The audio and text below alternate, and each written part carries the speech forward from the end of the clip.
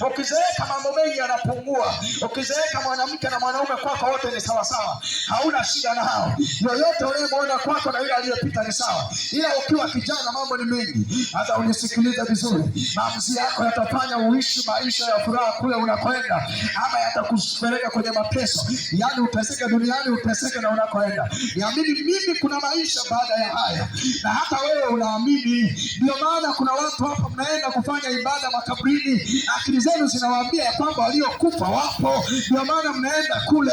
Kama unaamini hivyo, amini ya kwamba baada ya kutoka hapa, dhambi yako itakupeleka mahali pa mateso. Na maandiko yanasema ya kwamba utakapokuwa huko kumekuweko na kilio na kusaga meno.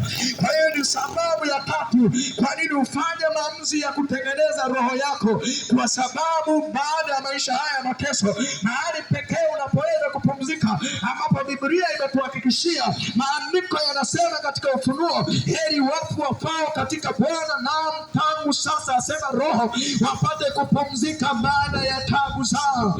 Kwa hiyo hii dunia iliyojaa tabu, hii dunia iliyojaa mateso, mapumziko pekee ni wale wafu wanaokufa katika Bwana.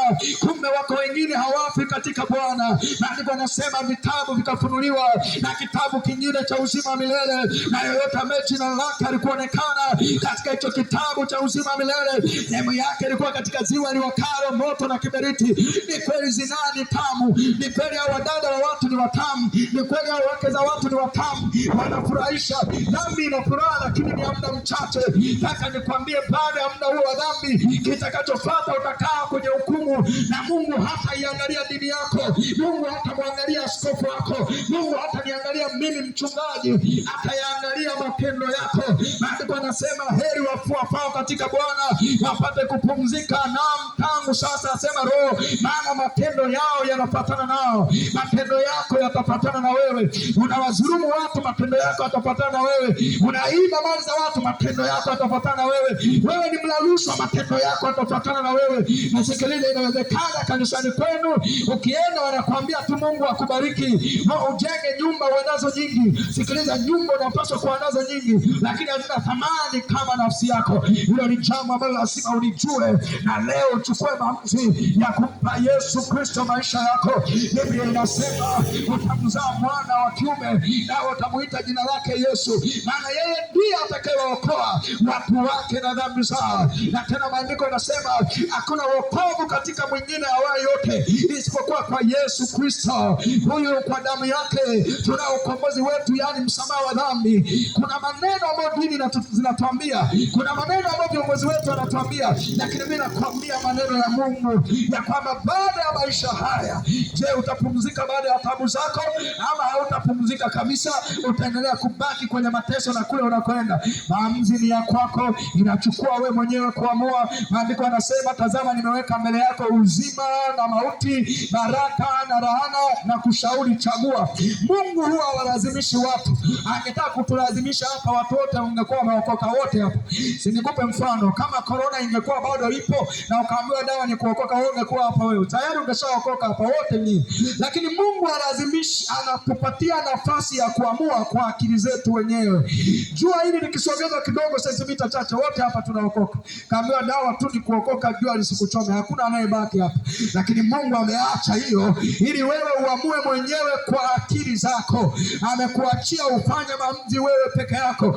Nisikilize vizuri mchana wa leo, nataka nikupatie sababu ya 4 ya kwa nini unapaswa kutengeneza roho yako.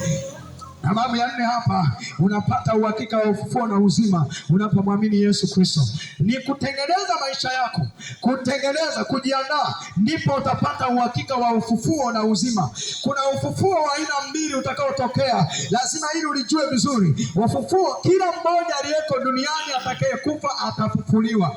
Wewe utafufuliwa, mimi nitafufuliwa, ila wako watakaofufuliwa kwa ajili ya uzima, na wako watakaofufuliwa kwa ajili ya hukumu ya milele. Maandalizi yako yanaamua uende kwenye hukumu ya milele ama ukakae kwenye uzima wa milele. Uhakika wa uzima wa milele uko kwenye kutengeneza maisha yako na Mungu, uko kwenye kutengeneza maisha yako na Bwana, uko kwenye kutengeneza maisha yako na Kristo, uko kwenye kutengeneza maisha yako wewe. Hapo maisha yako uyatengeneze, ujiandae leo, kama nilivyokuambia nilipokuwa naanza, ya kwamba timu za mpira zinajiandaa kwa ajili ya mechi, wanafanya mazoezi. Hivyo hivyo Mungu amekupa, amekuweka kwenye hii dunia ambayo ni chafu, amekuweka kwenye dunia ambayo ina madawa ya kulevya, amekuweka kwenye hii dunia ambayo ina uasherati, amekuweka kwenye hii dunia ambayo ina ulevi, amekuweka kwenye dunia ambayo ina uchawi, amekuweka kwenye dunia ambayo watu wanategemea ushirikina.